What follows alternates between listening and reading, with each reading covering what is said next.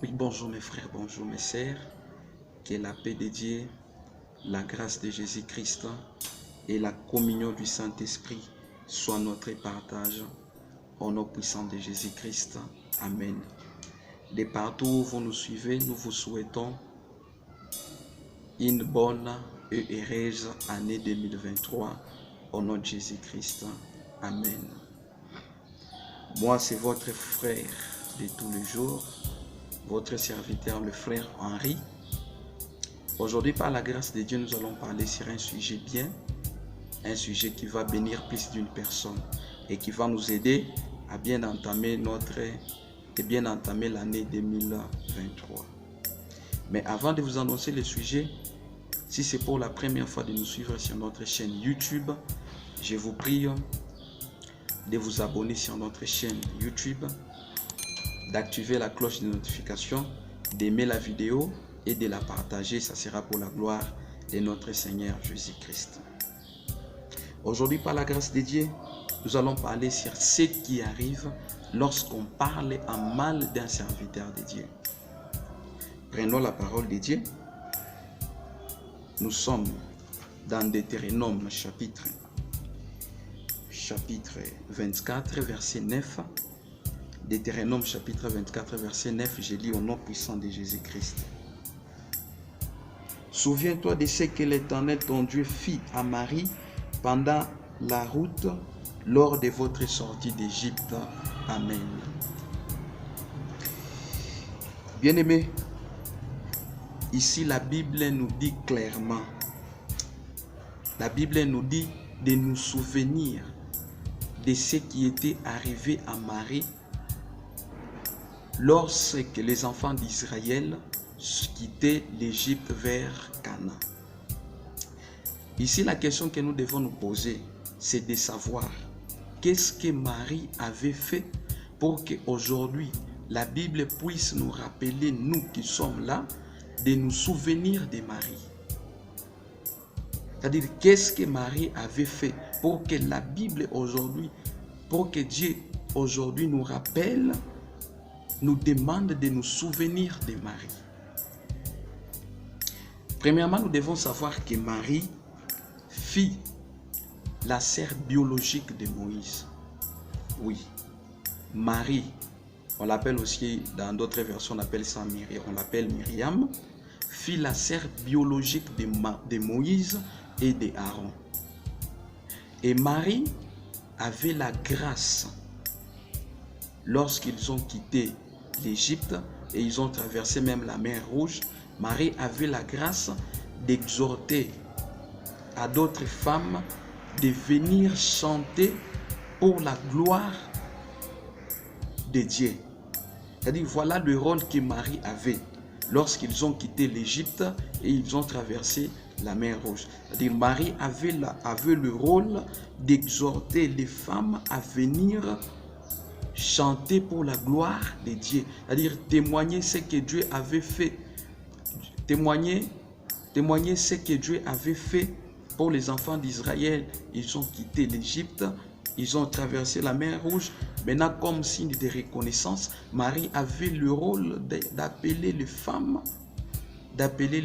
pour chanter à l'honneur de Dieu.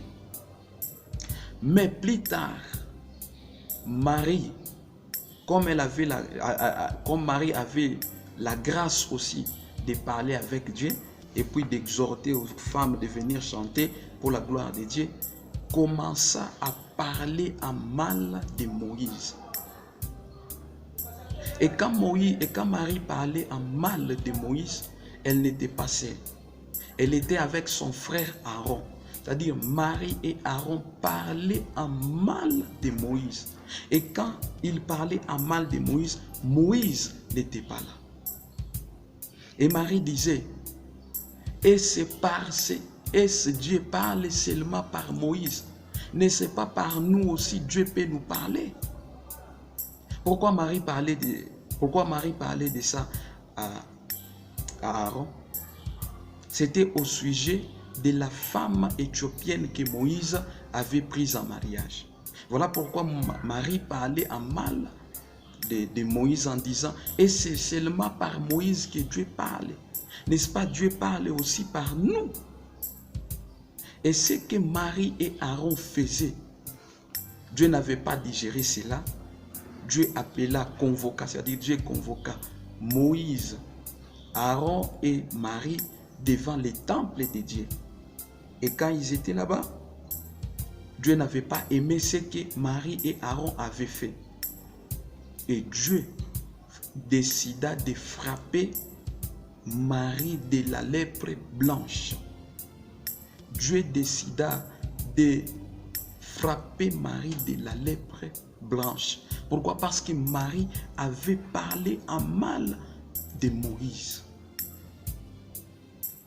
Bien-aimé, quand Marie et Aaron parlaient en mal de Moïse, Moïse était là, il n'était pas là.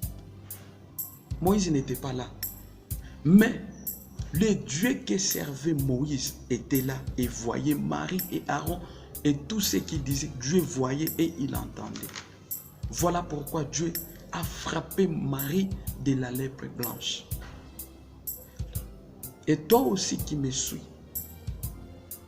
lorsque tu parles en mal d'un serviteur de Dieu, lorsque tu prends ton temps pour aller parler en mal d'un serviteur de Dieu, sache que le serviteur là n'est pas là.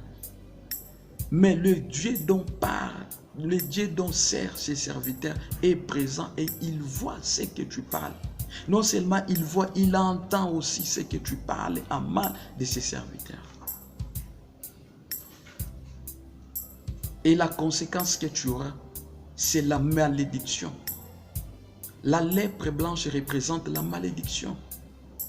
Une fois tu prends le risque, une fois tu prends ton temps pour parler en mal d'un serviteur de Dieu, sache que tu t'attires la malédiction. C'est la malédiction que tu t'attires. Voilà pourquoi nous devons éviter de parler en mal des serviteurs de Dieu. Nous devons éviter, sérieusement éviter. Pourquoi? Peut-être tu peux parler aujourd'hui en mal d'un serviteur de Dieu. C'est vrai, ce serviteur-là n'est pas là. Mais le Dieu dont sert ses serviteurs est présent, il te voit et il entend ce que toi tu dis. Et la conséquence que tu auras, c'est la malédiction qui sera ton partage. La malédiction qui va te suivre partout où tu seras. Voilà pourquoi, bien-aimés, en cette année 2023, nous devons éviter de parler en mal des serviteurs de Dieu. Nous devons éviter sincèrement, éviter de parler en mal des serviteurs de Dieu. Ça peut arriver à un serviteur de Dieu, il a commis un péché, il a commis une erreur. Mais ce n'est pas à toi de le juger. Laisse Dieu qui l'a appelé de le juger. Ne prends pas les risques. Ne prends pas les risques de t'attirer la malédiction en parlant en mal d'un serviteur de Dieu. Même s'il a péché contre Dieu, même si on l'a attrapé en flagrant délit, peut-être délit d'adultère, bien aimé, ce n'est pas ton problème. Ce n'est pas ton problème. Ne prends pas les risques. Ne prends pas ces risques de t'attirer la malédiction en parlant en mal d'un serviteur de Dieu.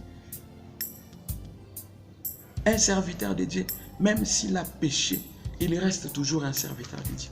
L'onction reste toujours sur lui. Voilà pourquoi nous devons éviter sérieusement de parler en mal des serviteurs de Dieu. L'année 2023 qui commence, si l'année 2022, nous étions habitués de parler en mal des serviteurs de Dieu, mais cette année, au nom puissant de Jésus-Christ, je t'en prie, toi tu me suis, abandonne cette mauvaise habitude de parler en mal des serviteurs de Dieu. Abandonne cette mauvaise vie de critiquer les hommes de Dieu. Abandonne cette mauvaise vie de critiquer les hommes de Dieu. En faisant cela, c'est la malédiction que tu t'attires. C'est la malédiction que tu attires à ta vie. Voilà pourquoi nous devons abandonner cette mauvaise habitude. Ainsi, pour finir, ce qui arrive lorsqu'on parle en mal d'un serviteur de Dieu, c'est la malédiction.